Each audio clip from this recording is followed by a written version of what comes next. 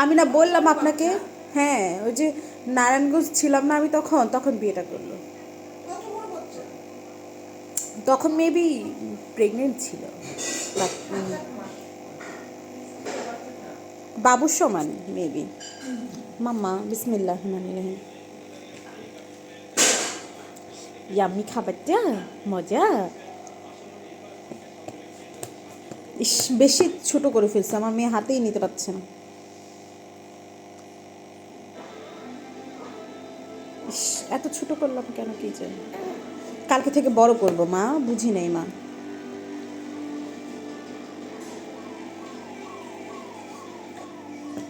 সিয়াডা মজা, খাবারটা কি মজা।